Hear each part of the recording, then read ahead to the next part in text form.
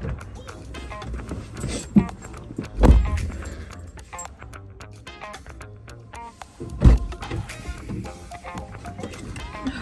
Hi. What's that? It's a camera.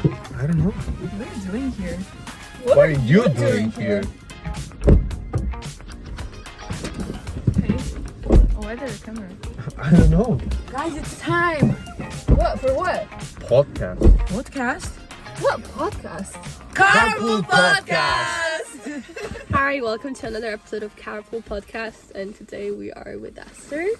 Hello, guys. Can you please introduce yourself? Sure. My name is Ester. I'm an Senna, and I'm a senior student here at LCC International University, business major, coming from Armenia. And I've been a Christian since, by my own choice, definitely since 2012. And I consider Christianity as my lifestyle and not just a religion. And I really try to integrate it like everywhere in every aspect of my life, so I guess it will be really relevant for today's topic. Yeah, I hope so. Certainly will, yeah. Can you please tell us a little bit about your background? You said that you became Christian I don't know, like by your own choice in 2012? Yeah, so why I specified by my own choice, because I was born in a Christian family.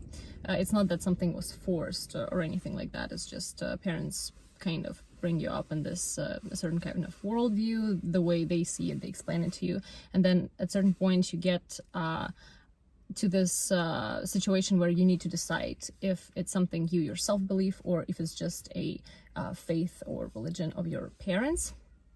So in a way, it's a moment when you actually meet God yourself and say, okay, I'm actually following you. It's not that parents are bringing me to church, it's actually I'm deciding to dedicate my life to God, to Christ. So it's actually very interesting. My dad is a pastor and an associate pastor. We lived in Uzbekistan, although I said that I'm from Armenia. I was born there, so I have this a little bit strange background.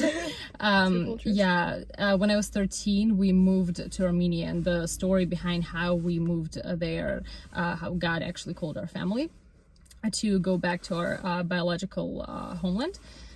It involves a lot of miracles. It would be a long story probably for this time. Yeah, but I just saw in the life of my parents, in the life of people around me, how God worked in their lives. And at some point I just decided that I want this for myself. And in my teenage years, I kind of started seeing God in my life as well. And now I have my own relationship with him, so I know him deeply and personally.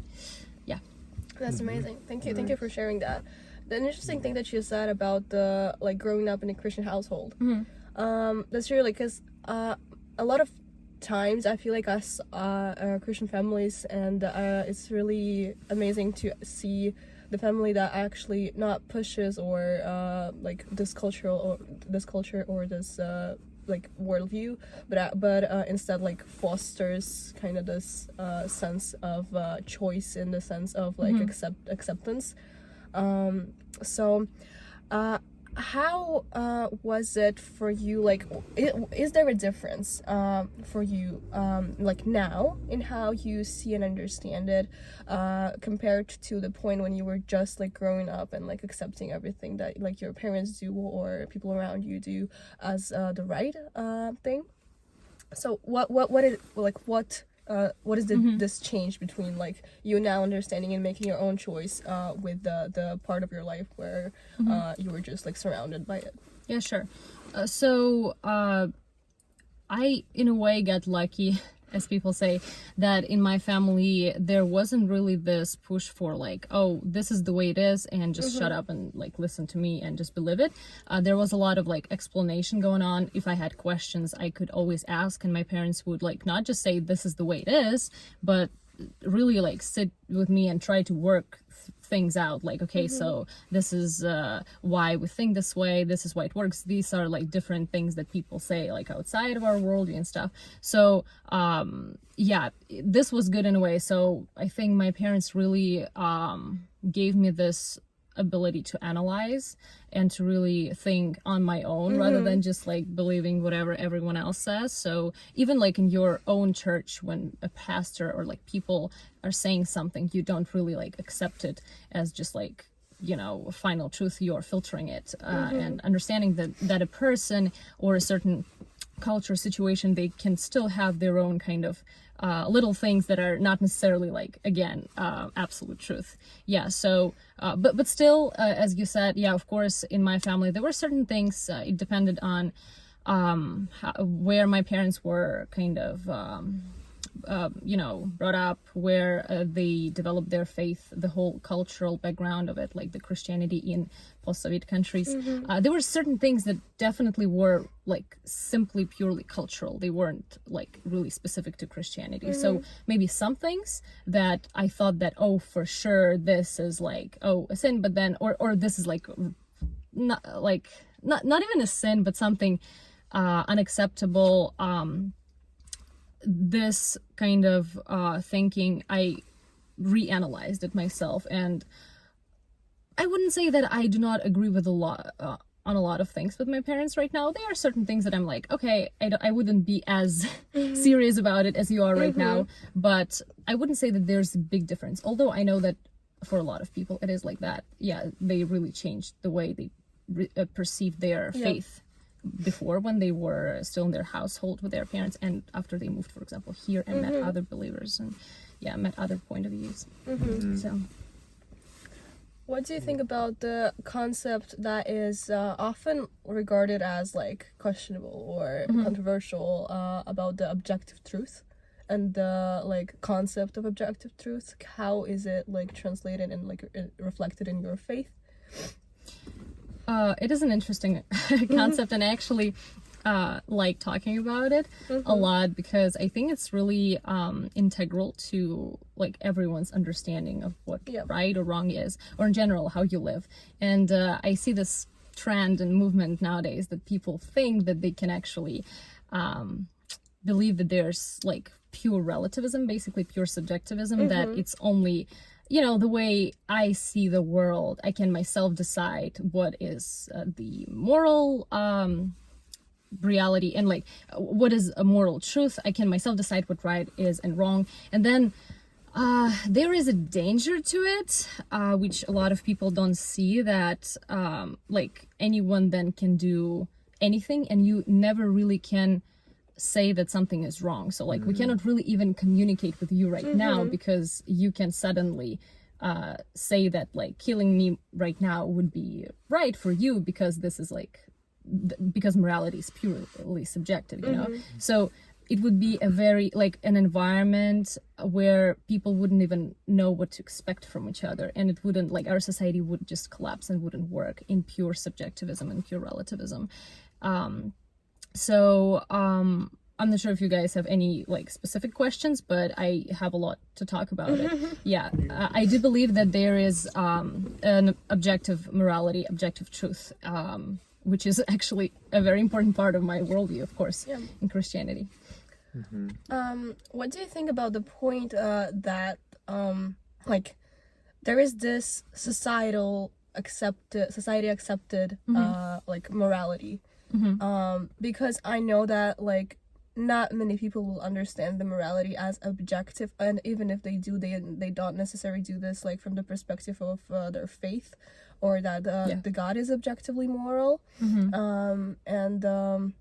So like there is this point that specifically like this is like morality that we have now, it is something that just evolved like within our society, like with time. And what we have now is basically just, and if we're talking about loss, if we're talking about some like accepted like behavior, not accepted behavior, that it just came not like from some divine being, but rather from like our like evolution as like, I guess, responsible and like morally like historical development. So what do you think about that perspective?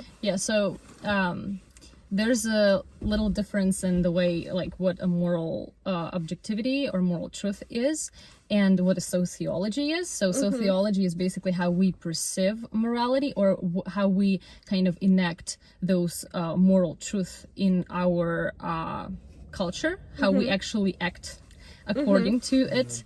And in a lot of cases, the fact that a society, let's say, changes its moral values, for example, it does not necessarily mean, we cannot necessarily concur that it means that there's no moral objective truth. It might be that the society is just wrong. So, okay, let me just go a little bit differ. For the objective truth to exist, you need God.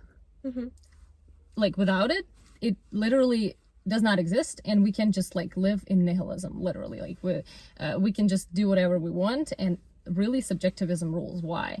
Because like, we human beings in a way are equal, like on an equal footing. So let's say, how can you say that what you say is true is better than what I say is true? So for us to really agree and shake our hands and say, you know, there's actually something higher than us, something that we cannot really say no to, something objective, it should be something higher. It should be something more transcendent. It should be higher than what humanity is. So, and it should be actually the being that created us. So the being who knows,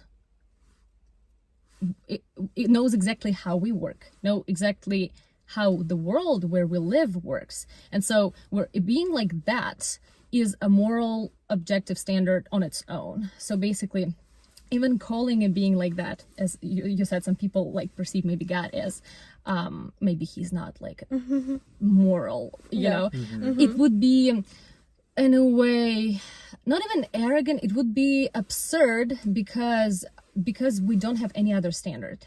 So if the God who created the universe, literally created the material world, says something, this is the only measure, this is the only thing that we can compare other things to. So we don't have any other standard. Otherwise, it's whatever we decide. All right, so then some people say that, okay, we can concur it from we can kind of make an argument from the nature or the way we evolved biologically. Well, you could say that, but it does not necessarily deny God, first of all, because the way we function biologically is the way, like, if we believe, let's say, God exists, is the way he created us. So even if our society still perceives certain kind of truth or tries to kind of understand, okay, this is right, this is wrong, it doesn't mean that we do it only because of our biological functions. It actually might work together. So two worldviews can work together. Yeah, it is biological, and exactly because God created us this way, you know? So it does not necessarily contradict. These two worldviews do not necessarily contradict each other. It still doesn't mean that, but like, we're not arguing for God here necessarily, right? We're just thinking of the objectivity. But even when people think of universal truth, we sometimes perceive wrongly. We think that like societies really differed from each other throughout the history. But if we really look at history, of course we don't know everything, but the differences weren't that big. And also there was a lot of situational objectivism, meaning that a lot of people had to do wrong moral choice because of the awful situation they were in. So like right now in the modern society, where we have more opportunity to kind of survive on higher rates, we have more opportunity to kind of choose what to do, what is morally right. So for example, a nice example with cannibalism. So, okay, some nations and tribes, they perceive cannibalism as something all right and okay. But then we right now, like when we think of cannibalism, we're like, what? This is horrid. This is awful. Yeah. So like, and we can say, okay, so this proves that there's no objective truth because those nations, they, think that it's all right. then maybe it's only everything's subjective. But then if you actually look into the tribes, they even did the studies. So basically what they found is that they first of all rarely ate their own people. They ate someone else from another tribe, and for them to justify themselves this action, they had to dehumanize the member of another tribe. So basically they would, as during German Nazi Germany, they dehumanized Jews. That's how Hitler managed to kind of push his people to eradicate them. And so the same thing happened to cannibals. Basically they needed to get rid of this assumption that, oh, this is a human, I cannot eat it. They had to kind of assume that, oh no, I can, because it's not a human. So again, we might have thought that they just think differently, but it's not really true. Or there are Inuit people who would kill their children. They live in very harsh conditions in the colds. They would kill their children after, let's say they can keep only one child. And we would think, oh, they are for them, morality, it's all right to kill a child. But, well, not necessarily. Maybe if they would live in the good conditions, for them to kill a child wouldn't necessarily be right. It's that in that situation, to ensure the survival of the group, they had to do that. And it doesn't mean that it didn't come with a sense of tragedy. Or maybe throughout culture they had to develop this coldness towards the act of murder, just because they had to somehow get used to this constant murder. So in a lot of cases we actually find universality in cultures. A lot of, yes, we differ, cultures and different even cultures throughout history, we differ in superficial things in a way, but if we go really deep in the engraved motivations in us, they actually match. So it's still it kind of still proves objectivism. Even the problem with the dilemmas in our life, for example, we say, okay, can we lie? Or can we, let's say our killer is going to kill someone we love, our family, and we're should we lie right now, or should we save our family? What's better? And so people say that, well, because it can be, it is subjective, because in this situation you can lie, but usually we think that lying is bad, but actually the situation proves moral objectivism. Why? Because objectivism is situational also, because for almost everyone, in this situation, it would be a right choice to do so. Yeah, of course you lie to save your family, because this is a higher good in a way, this is a higher priority. But then if it would be completely subjective, there would be no dilemma whatsoever. So you would stand there and you'd be like, it doesn't really matter. Those two choices are whatever I think is good. So you don't even need to really think deeply about it. Oh, it's fine, I can just lie, or I can just tell the truth and my family is killed. So there's the dilemma doesn't even exist, but the fact that we are always in dilemma, we're even creating those scenarios. Oh, what would you do that if you would have to save this person, or 10 people, and those kind of things. It kind of still leads us to this assumption that we want to find this kind of one answer, but it's usually objectivism is not about, oh, only one answer fits all. And I would say God also is not about one answer fits all as well. Yeah. So that makes actually a lot of sense, to what you said previously. But how would you say, okay, can it differ or can it be changed or modified if we're talking about different religions and different worldviews? Because for them their God's truth is also objective. And what they believe is also the universal truth. So so what you're asking is how do we answer to members of other religions? In a way, because what you said, it was mostly like based on your faith, right? And so I believe that if I also like sit down and talk to a Muslim right now, they would tell me like that they're this thing, but it would be centered around their God. So definitely. I'm not even saying so what I was talking about is not necessarily more like logical conclusion. Yeah. And I wasn't necessarily talking about a Christian God. There definitely should be a moral standard. Yeah. But when we think about truth, so some people say, as you mentioned, religions, right? That all religions are true and good, Yeah. and so like it doesn't really matter in a way like which way to God, or everything is like they are similar anyways. But then when you start to disentangle every single religion, you're like, no, they are different. For example, if we look at Christianity and Islam or Buddhism, they cannot exist on the same time. So it's like either this or that. And then it's really like they basically contradict each other in the fundamental aspects of the religions. And so then you come to this understanding that, okay, they all cannot be true.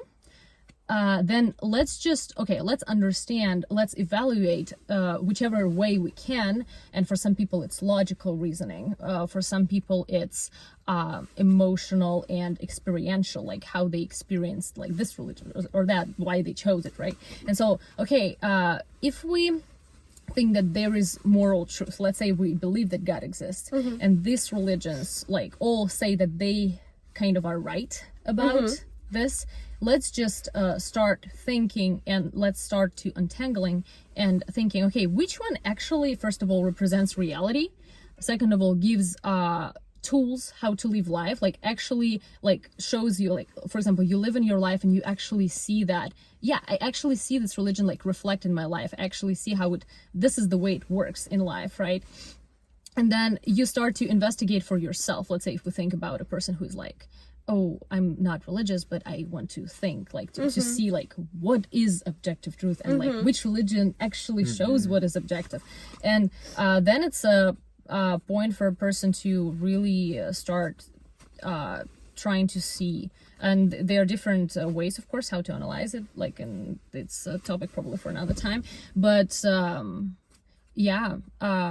it's a question of is what a person from another religion is what they believe actually like an objective truth, because it's either I'm wrong or you are wrong, you know. And yeah, of course we can both be kind of right about one thing, and actually some people say that like no religion is right, that there is some kind of force somewhere out there, but we definitely don't know like for sure, or like different religions describe it differently. Again, the contradictions kind of go against that, but there's a lot of different ways to look at it. But yeah, what I was talking about is just the fact that if there like God exists, then there should be objectivity, and like we actually see objectivity in our world, because like again, if it would be completely subjective, it would be chaos. Like we wouldn't want it to be subjective. We would want to be able, like you want me to be able to say that something is wrong, like when someone's killing you, like, or like doing something wrong against you. Wrong again by whose standard, right? Against you. You want to be able to say no, you're wrong. Like if you really go deep into subjectivism, you're like, I don't really want that in my life. Like it doesn't work. Like subjectivism doesn't work. But then what exactly is objective truth? It's for a person to see and evaluate. For me, again, why I believe in God, it's not purely analytical, or yes, of course, I still do the logical reasoning, and I still see how what this, like the Bible says and what Christianity says, like it is the way world operates, and I see the answers in the Bible to the questions of the world. But then, I also experience it in not only emotionally or like psychologically, but also in actual real ways. Like some people call it miracles. Like I even can say that I actually like can definitely say that I know God myself. And for people who don't like experience that, they're like, what, that's crazy. How can you know God? How can you even experience, like, how, like describe it to me, you know? And for everyone else, it's like I just believe that if there is an objective truth, and this is the way like the world really operates, you actually want to know it. And like every person should be on their search of the subjective truth, and they need to like not live in the shell and try to kind of whatever, I'll just do whatever like the mainstream media or culture says, but actually try to strive to understand, okay, what is truth, and like it really look into different theories, into different religions, really try to understand, okay, how do I live so that it would be not even the right way, but so that it would align with the way like my body is constructed, my world is constructed, Yeah. That's amazing. I wanted to ask you about a piece of advice, but you concluded with that. I think Oh, wow. you grasped everything. So whenever I was thinking about something, she was like right away straight into like with the Bible, with everything. Well, But that's amazing. Thank you for really, coming. really good. That you was so really much, guys. interesting. Yeah. I hope it will open a different perspective and an interesting perspective for our listeners, viewers, followers. So, thank you for coming. you, guys. Have a good day.